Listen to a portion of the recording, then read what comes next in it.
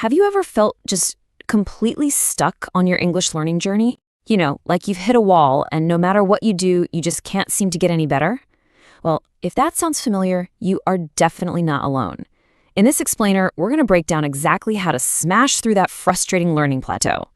Does this feel a little too real? That sudden, heart-pounding moment when the words you need just disappear? You know them.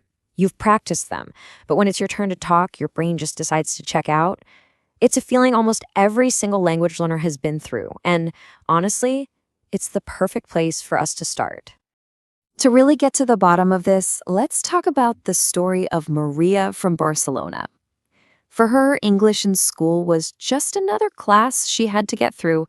She was completely buried under grammar rules, the exceptions to those rules, and then, get this, the exceptions to the exceptions.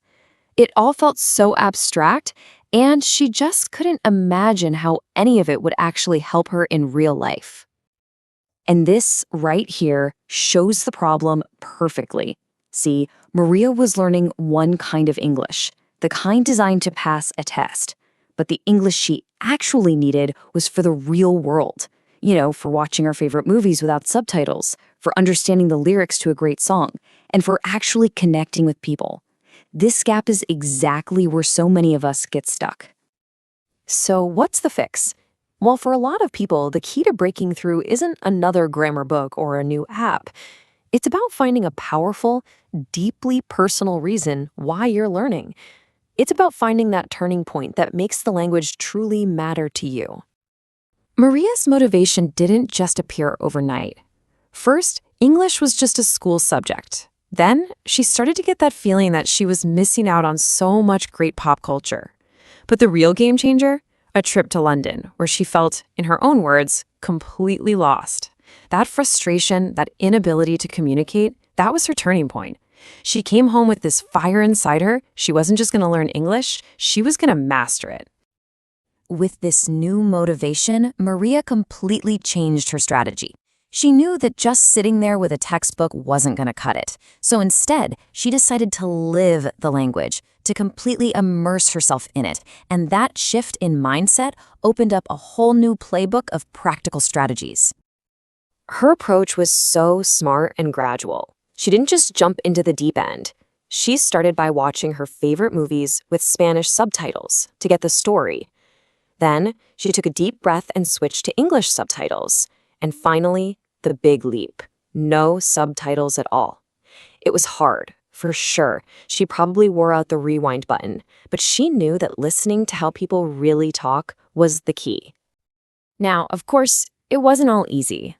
Immersion comes with its own set of challenges. Suddenly, she was hearing all these phrasal verbs that made absolutely no sense if you translated them literally. Like, why does give up mean quit? Or how can bring up mean to mention something and to raise a child? It was this whole other layer of casual, everyday language that felt, totally overwhelming. So, to tackle her pronunciation and get a better flow, Maria discovered this amazing technique called shadowing. It's basically like being a person's echo. You listen to a little clip of audio, a line from a movie maybe, and you repeat it right away, trying to copy everything. The accent, the rhythm, the ups and downs. It's such a simple exercise, but it's incredibly powerful for training your mouth to make the right sounds. Okay, but listening and repeating is one thing. What about actually speaking to another person? This is where that mind goes blank feeling comes roaring back.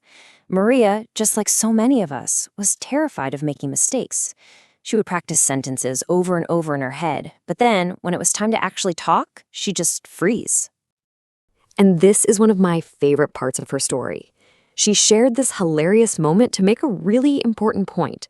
Mistakes are gonna happen. And you know what? Sometimes they're actually funny. Instead of being a moment of total shame, it became an inside joke.